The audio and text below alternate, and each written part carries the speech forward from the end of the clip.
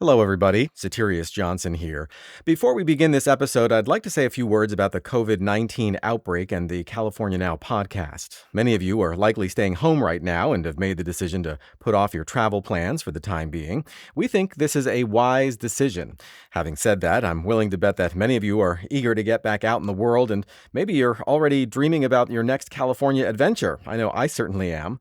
Since so many of you are self-quarantining and may welcome a bit of distraction, we've made the decision to continue producing episodes as the situation allows.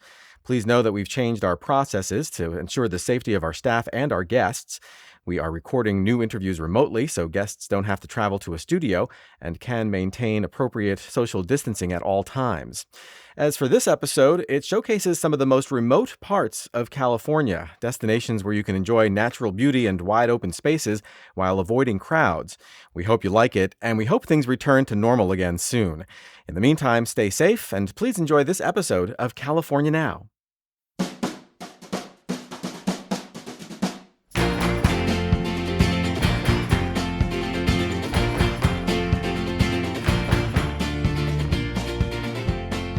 Welcome to California Now, a podcast produced by Visit California. I'm Soterios Johnson.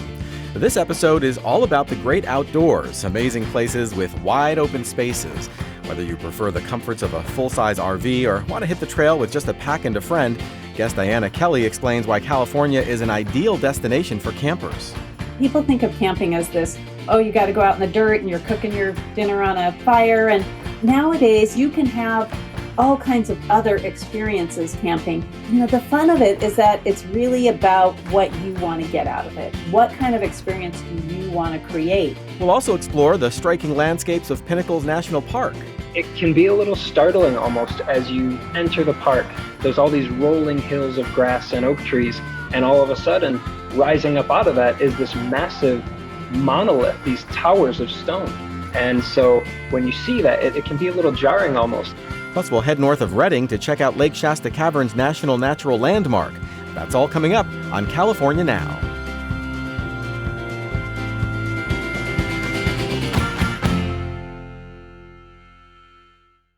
California is a big place full of incredibly scenic, wide-open spaces, and there's no better way to appreciate its epic scale than camping. Whether you prefer a recreational vehicle or a tent and sleeping bag, our next guest has insights into a variety of ways you can get out there. Dyana Kelley is a backpacker and heads CampCalNOW, an alliance of RV parks and campgrounds in the western United States. Welcome to California Now, Dyana. Thank you so much for having me. I love to get out and talk about camping any opportunity I can. Well, that's perfect for us. So let's start off with, I think one of the things that appeals to a lot of people about traveling via RV and camping in general is that it gives you a lot of independence. I mean, there are so many ways you can go about it and almost limitless places to do it in California. Tell us a bit about that. Well, California has so many wide open spaces. I mean, the state is enormous, right? And there's so many different ways to camp. So there's virtually something for everyone, and people think of camping as this, you got to go out in the dirt and you're cooking your dinner on a fire. And nowadays you can have all kinds of other experiences camping. And the fun of it is that it's really about what you want to get out of it. What kind of experience do you want to create? And you're really kind of the master of your own little adventure. That is really incredible. Is there such a thing as like a typical camper in California? It seems like there are so many options, just depending on what you're into or maybe how much family you're bringing. I would have said yes. Years ago, yes, there was like a standard camping family. These days, it's all over the board.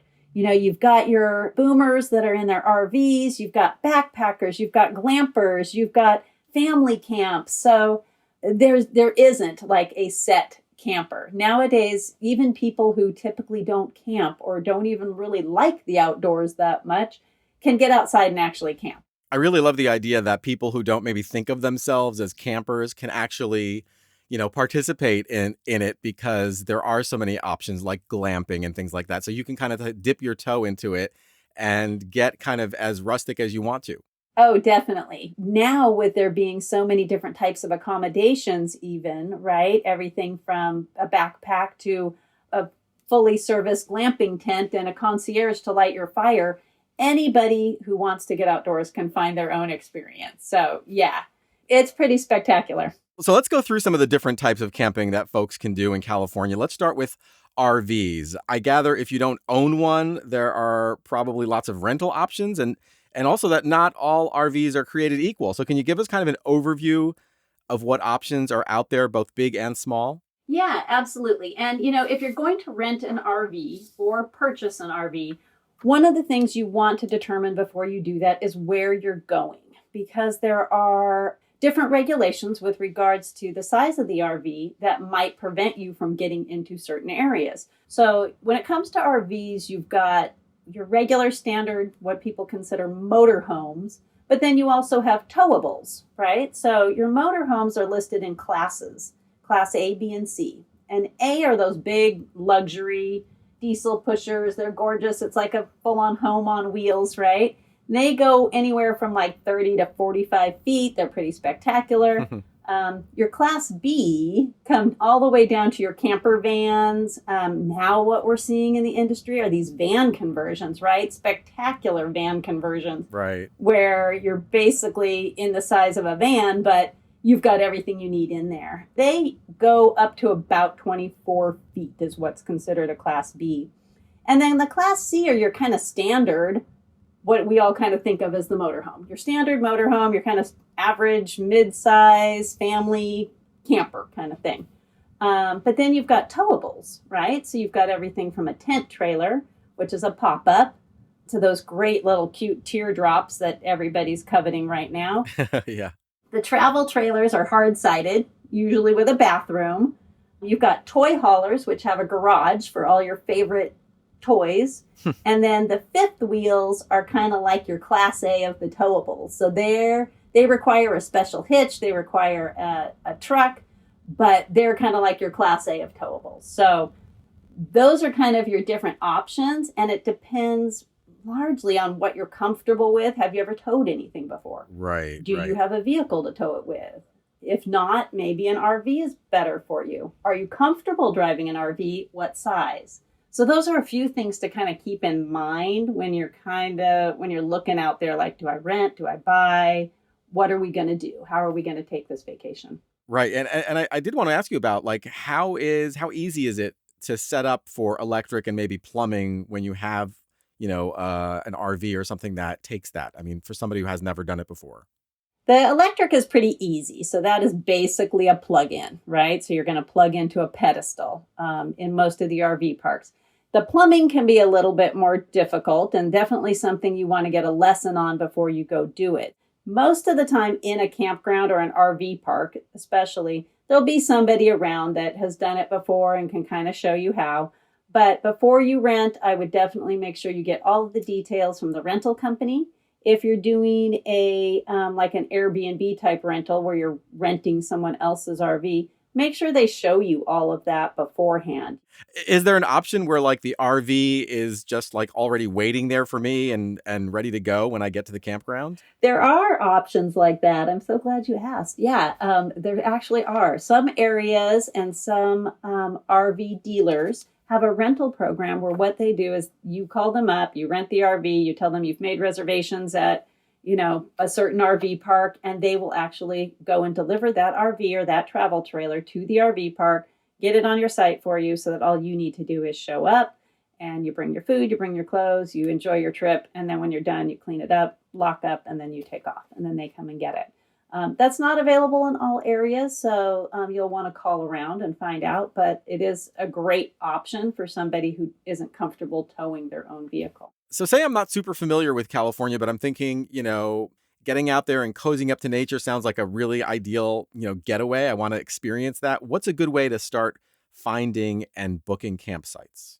Well, there are numerous search engines out there right now. We actually have ours, camp-california.com, that will give you a variety of options for RV parks and campgrounds all over the state. But the best thing to do is kind of get an idea of where you may want to go. Do you want to be up in the redwoods? Do you want to be in the desert? Do you want to be at the beach? And once you kind of narrow that down, it makes it a lot easier. Like ours has a regional map on it. So you can say, oh, I can see all of California, the region I want to be in, you select the region, and then it kind of breaks it down for you. So that's the best thing to do, is kind of have some ideas on where you may want to be.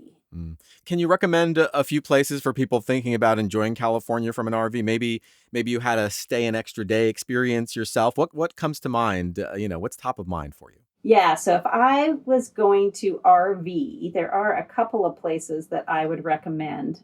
There's this great spot up on the Klamath River. It's Blue Heron RV Park. It's not fancy. There's not a bunch of services, but it's spectacular. And it's on the Klamath River. And it's just a great little spot that is really, really awesome. It's like the last stop you could make before you go over the border. But I am an Eastern Sierra girl at heart. And so anything in the Walker Canyon, from the Colville Walker area down to Bridgeport, there's some amazing places in Bridgeport that you can camp and RV right there. And then one of the questions that we get asked the most is all about the Central Coast, right? So your Central Coast is anything from, Big Sur down to past Santa Barbara. So anything in that Central Coast area is just spectacular. Pismo Beach happens to be extremely popular. Morro Bay, Santa Cruz, they're great, really great RV spots. So those are some of the best ones, I think, for RVing. What about for folks who just want to kind of drive in, set up a tent? What's a place that's not on everyone's bucket list but really should be? Okay, yeah, this is easy for me. Lava Beds National Monument. Great little campground. Really more set up for tent camping than, trailers and RVs. There's like 813 different lava caves, lava tubes that you can go explore in. There's hiking trails that range anywhere from a few miles to 13 miles. So it was a really, really nice, really beautiful spot. And I would say if you have a chance to go there, you should. It was really spectacular. What does it look like? Like, it sounds to me like lava beds and caves and things. It sounds to me like it might be kind of otherworldly. What does it look like when you're there? So when you're there, it just looks like flat, kind of high desert look to it. And it's right there at Tule Lake, which is also one of the big flyways for all the birds traveling north and south. So that's pretty spectacular in and of itself.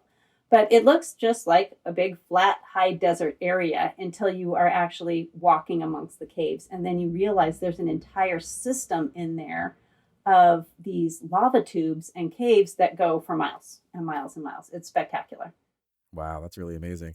All right, so what are some practical tips you want to make sure people know when planning to camp in California? We love reminding people if you're outside in California, you tend to want to have sunscreen and also to dress in layers. What else should people know? You want to make sure that you are prepared. There are lists online. I think we even have one on our Camp California website that will tell you, here's some things that you should bring. Here's some things that you should think about. If you have kids, think about where you want to go. Do you want activities for them that are in the campground, or do you want to go take them to do something? So really consider what experience you want to create before going, because that'll kind of lead you to your next list. What items do I need? What do we need to bring? And how prepared can we be? So definitely, be prepared and don't forget the fixins for s'mores, right? Oh my gosh, of course not. Yeah, that's the best part, right? This has really been great, Dyana. Thank you so much for joining us on California Now. Oh, thank you so much for having me. It's really fun to be able to share all this information with everyone. And certainly if they have any questions, they can always give us a call here at Camp California. Dyana Kelley is president and CEO of CampCalNOW. Online, check out camp-california.com. You can find more on Facebook and Instagram at Camp California. As always, we'll have links to all the places we talked about on today's episode and lots more on our website, visitcalifornia.com/podcast. This is California Now.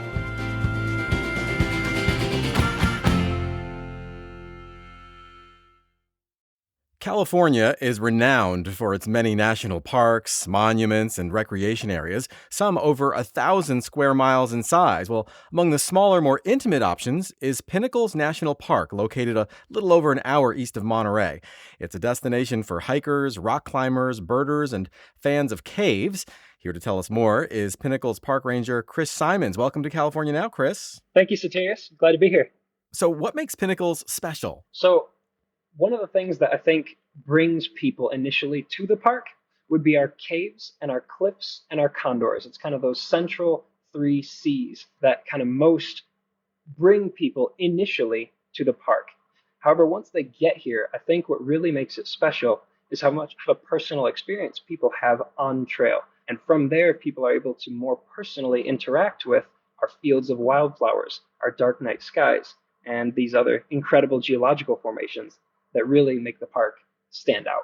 And I've actually heard, people call Pinnacles kind of like a boutique national park, and kind of just getting to Pinnacles is kind of like leaving civilization behind, right? What's that like? Yeah, absolutely. Just the roads themselves coming into Pinnacles on both sides of the park, um, they're very narrow, they're very quiet. The surrounding ranch land for miles in every direction outside the park's borders is all farming and ranch land, and it's been very undeveloped. And so even driving to the park creates a sensation almost that you're going back in time to kind of historical California.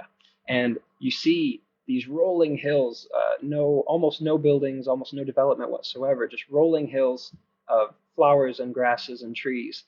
And so it very much kind of sets the ambiance for getting into our federally designated wilderness spaces of the park, this really wild and untamed, untrammeled element of the outdoors.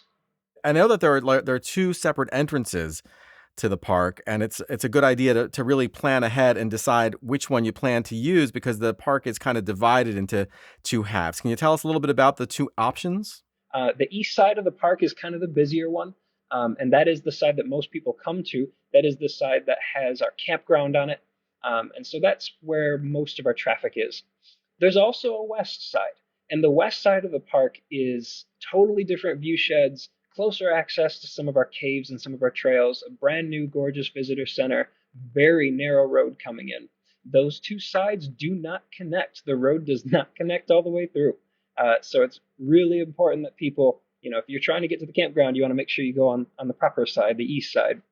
That's really great advice. The park's name has to do with some pretty spectacular rock formations you've been talking about a little bit. Can you kind of describe them for us? What do they look like when you're actually in the park? It can be a little startling almost as you enter the park.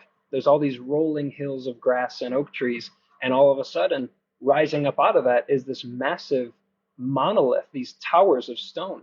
And so when you see that, it can be a little jarring almost as you reach the bottom of those towers and you begin hiking up the trails.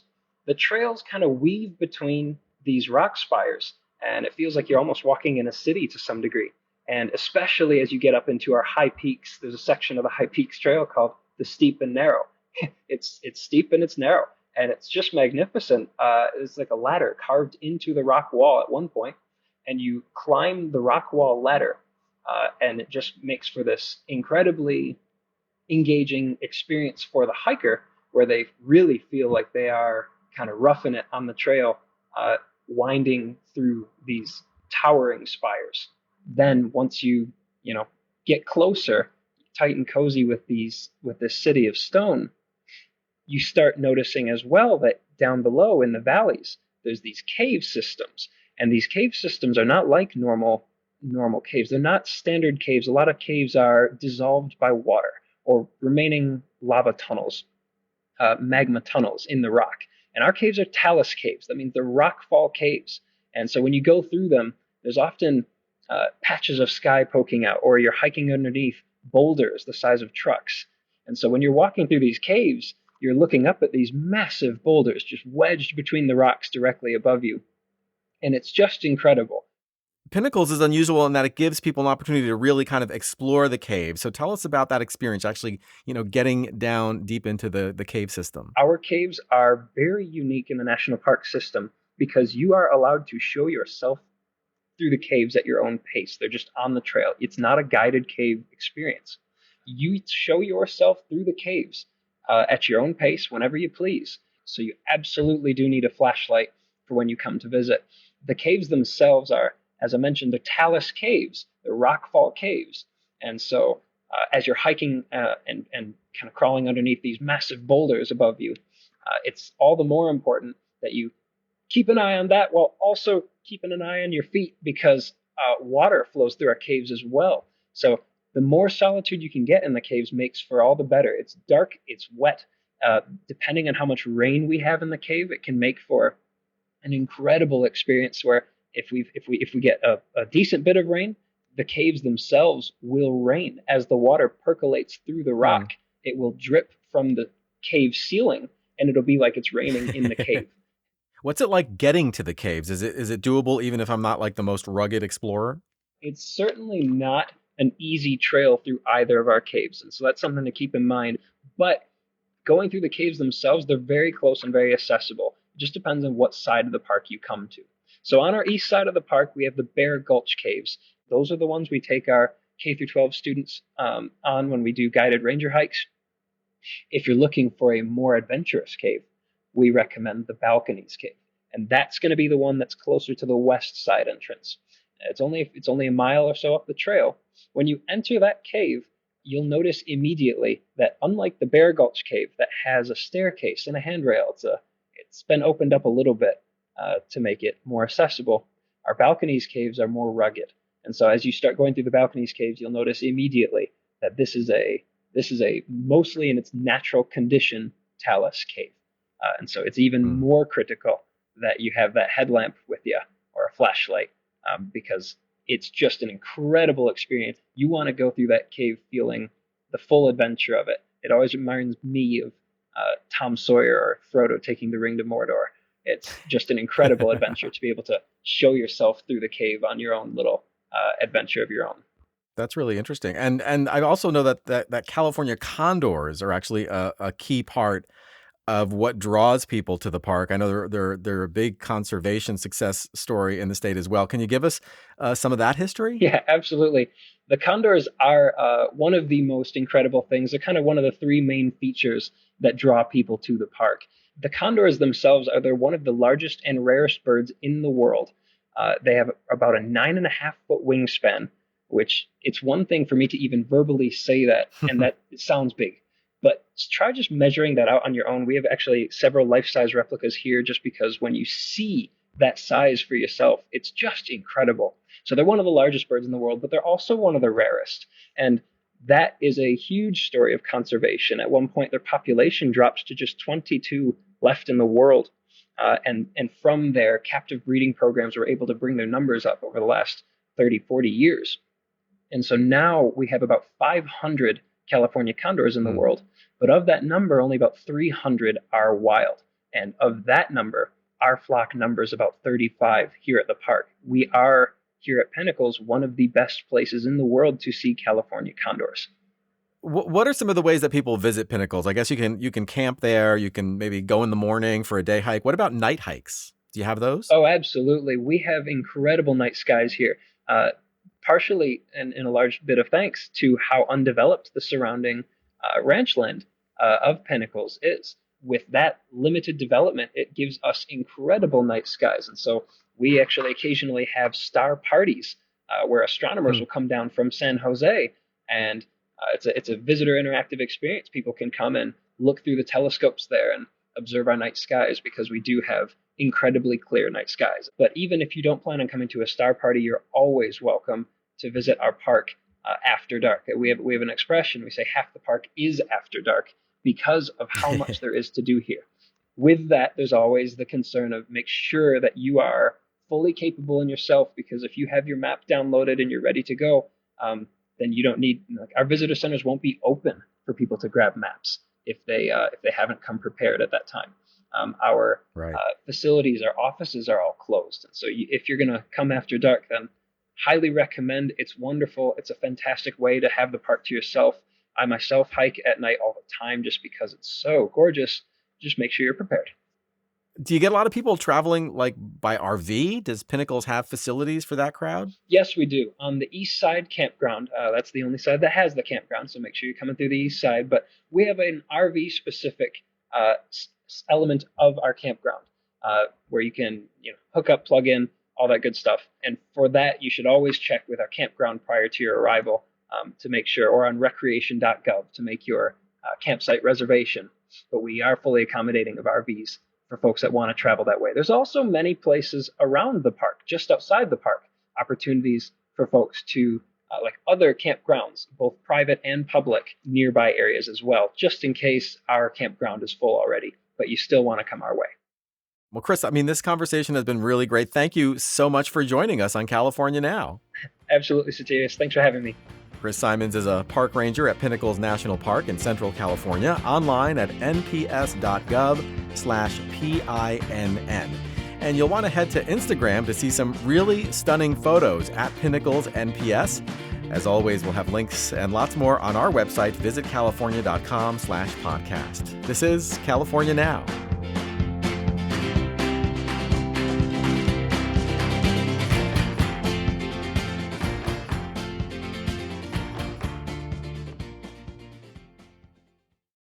We love showcasing destinations that are off the beaten path, and this next one truly qualifies. In fact, it's underground. I'm talking about Lake Shasta Caverns, located north of Redding, California.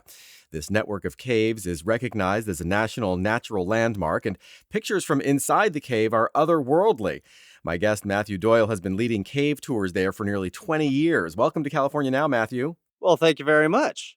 Can you kind of describe what it looks like when you first walk into the caverns? Like, I would imagine that it would be kind of a striking contrast to what you were just in the outdoors. You know, what really amazes visitors when they first walk in?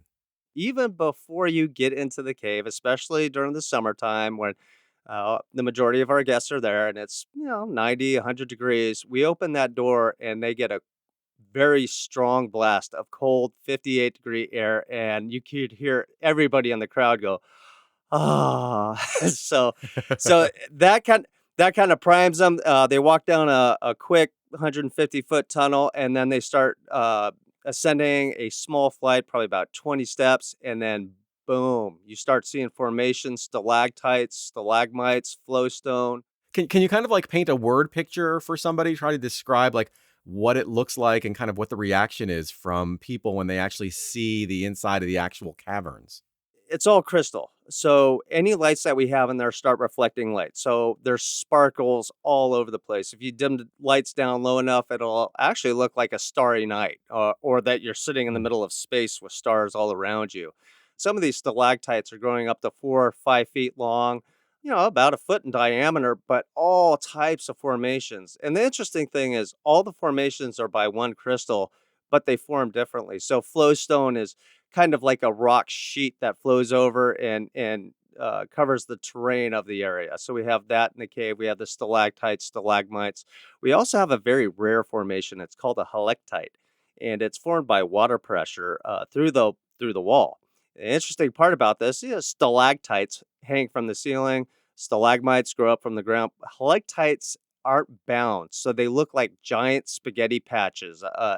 Very interesting and very delicate work. So you have these real hard rock, but you can look at these other formations and realize that they're completely delicate. What kind of people tend to go on caverns tours? Everybody. We literally get people from all around the world. Typically, we see a large family population because it is a family adventure. That's our main demographic. That's the main people that come. Just people looking on vacation, spending time on Shasta Lake. So people, they'll come up during the week of their vacation and go on there. We have courtesy docks for those houseboats and for regular boats. So we have boat traffic coming in, families, but we also get a lot of people that are interested in caves. We also get Bigfoot hunters up there because it is a very popular area for Bigfoot.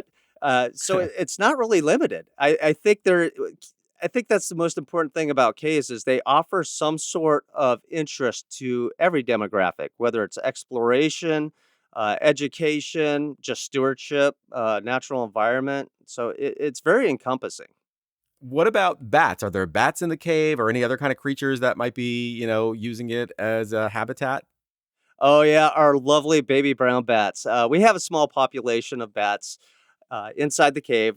They're not always visible to the tour, but we usually have places where we can find and locate. But they're small. They fit in the size in the palm of your hand, and they're cute little things. They really are. That's really great. So once I'm actually in the caves, is it fairly easy to move around? Do I have to bend or stoop or anything like that to kind of get around? There's no bending, no stooping, no crawling. I'm about 5'9", and I can walk through absolutely fine, not even turn into a side. And I've had larger people, 6'2" and a couple 100 pounds, no problem. Now, the only thing we do have is a lot of stairs because we are a vertical cave. So we have about 650 stairs inside and out. So we do have options for some people that can't make it, whether they want to stay in the lower section and find some of the information there, or just head down to our visitor center and wait for their group. But it's amazing. I found out working there, you can never judge anybody. Our record was she was 94 years old, went through the cave, came out and said, I want to do this again. That's really amazing. It's nice that you have options for people who, maybe have different abilities that they can still actually, partake and experience the kind of magical environment that the caverns offer.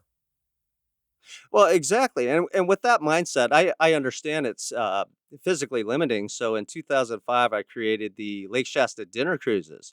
And that was the basically 2-hour tour minus the cave and on the lake, giving them information about the cave, the fauna, animals, but also feeding them a fantastic meal. That sounds really great. And I would imagine also, being on the boat, in addition to seeing maybe the bats in the caverns, what other kind of wildlife might I see while I'm there? I mean, I've heard that maybe you might see bald eagles or bears as well, maybe catch a sight of deer swimming in the lake. That is correct. So our caverns are located on a peninsula. And even though the caverns are developed and we have a small 1-lane road going up to the caverns, it is completely remote. The closest road to us is 10 miles to the north and not connected. So, being very remote, it is a nice habitat for wildlife. We have, of course, our black-tailed deer, but we also have many spottings of black bear, the California black bear, bald eagles all the time, condors, peregrine falcons, and of course, the almighty fierce gray squirrel. That's great. Let's talk a little bit about the surrounding area. What are some ways that people there like to enjoy the outdoors? I would imagine hiking would be a big one.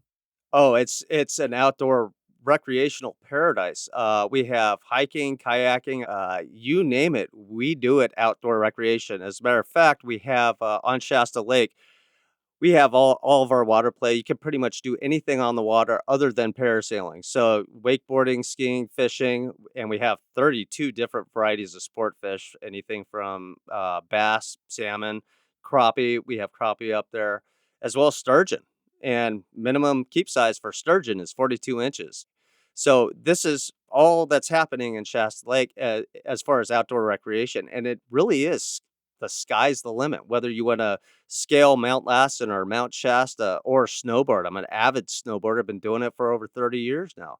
That's my home. I love the mountain. Hiking trails, snowmobiling trails. We have literally thousands of miles of trails, hiking, biking, snowmobiling, motocross, OHV, you name it. Right. Sounds really amazing. And I'm a big fan of stargazing. How are the dark skies out there? Is it a good place to kind of gaze up at the stars? Oh, I'm an astronomy geek too. And yes, so one of my favorite things to do during summer is I always typically I have a boat, but every once in a while I like to get a houseboat, and there is nothing like it. Even though we're rather close to Reading, there's some sort of demarcation from the foothills that you're completely in black. If there's a no moon night, you can see the Milky Way, you can see shooting stars, planet, and very bright too. It's not faded. It's amazing. That sounds like a fun twist on stargazing, doing it on the water, that sounds like a lot of fun. Oh, and it's soothing. Of course, if you can imagine on a boat, a little bit rocking back and forth and looking up at the stars, and I mean it's bright. It actually lights up a little bit of the lake, and during the summertime, between July and August, the surface temperature of the water is 75 degrees. So if it starts getting chilly while you're stargazing, you just pop in the water for a couple minutes and warm up, and then you're good. Oh, that sounds great. So for people visiting the area, what's a good place to kind of use as a base? I'm thinking maybe Reading. Is that a good place to kind of, act as your launching off point and your base of operations? If you're traveling with a family, yes, I would strongly suggest Reading because we have other family-oriented things there, like Turtle Bay Museum, Waterworks Park. So you have that. It's a nice, convenient area for the family. But if you're a true outdoor enthusiast, say like an angler or somebody that's hiking, we have cottages up on the lake, Sugarloaf and Sosdy resorts that beautiful little cabins. They have courtesy docks if you have a boat to put in the water, kitchenettes. So it's like a little condo on the lake. And if for couples, absolutely perfect. If you want a little, getaway but still have some outdoor activity right in front of you, it's all right there. That sounds really great. Matthew, we have to wrap up soon, but first, are there any fun facts or little geological nuggets you want to share about Lake Shasta Caverns? Well, since you mentioned astronomy, the main mineral that forms all the formations inside of the cave is called calcite. Well, if you're good at astronomy and you know your history, Galileo's first lenses were made out of optical calcite. So that's kind of an interesting little fact. Absolutely. No, that sounds really amazing. Matthew, this has been so great. Thank you so much for joining us on California Now. Oh, I appreciate it. Matthew Doyle is general manager at Lake Shasta Caverns in Shasta County, California. They're online at lakeshastacaverns.com. As always, we'll have links and lots more on our website, visitcalifornia.com/podcast. This is California Now.